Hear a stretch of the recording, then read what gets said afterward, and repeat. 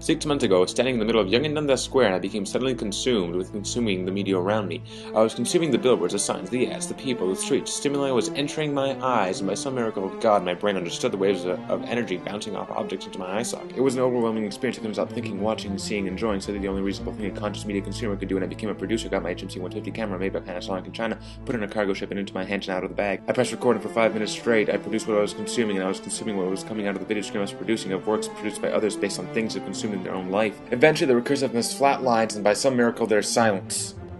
And so I watched. For 5 minutes continuously, I stood in one spot and observed all the different marketing campaigns, symbols, and culturally recognizable ideas I could see. The amount of real data the one spot had at the moment was completely overwhelming. Most days, I just keep walking by. My brain shuts out the images screaming at me to buy things, and I just look ahead. Today, I was looking anywhere but ahead.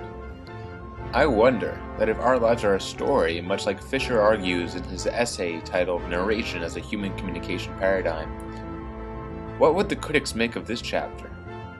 In keeping with his argument that narratives are intrinsically moralistic, perhaps you could see this shameless display of greed as some sort of boogeyman. A boogeyman to what, though? What kind of personal strife are we as a culture or as an individual going through here? We're being told to like what we can never be, but not what we are. Now the divide between who we are and who the media wants us to be can only be bridged by the help of this brand. I am now reminded of the article discussing the iPod and the culture of mobile listening. It discussed at length how the use of the iPod to control the music around an inner-city commuter allowed a person to edit their world. It strikes me that as much as this is an example of self-expression and growth of the individual, all these advertisements function as some sort of counter to that. It's not just the brands themselves that are being globalized, but us as well.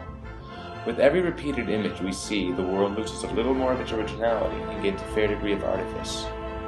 We are made up by our experiences, and if our experience consists of hundreds or if not thousands of these images every day, what becomes of us?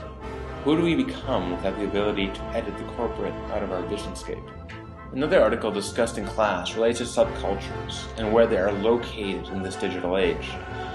Appropriately, the author deems them to be hiding in plain sight, waiting to be discovered by the simple focusing of an individual's eyelids. That begs the question, what is the immediate culture in North America visible to all?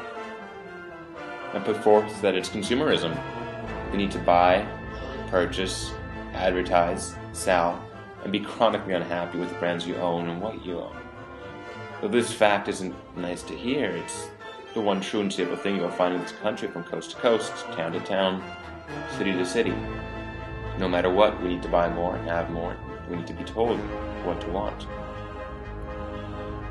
So we let the culture prevail and find some degree of humanity in the some cultures we all find in. Muay Thai, geocaching, cooking, punk rock, whatever gets you closer to people. There's slim alternatives, but they're all we got. And so even if I pack my camera away at the end of this observation and upload the footage and use it several months later for this project, no matter what I say, no matter what I do, no matter who I showed this to, the ads will still be there. They are still there, and so am I. And we're experiencing each other, both hoping for what neither desires. I don't want to be swayed by them, and they don't want to disappear. So we exist together in some bizarre form of symbiosis, knowing that there's something out there that can break that relationship, and we both have to be tolerant.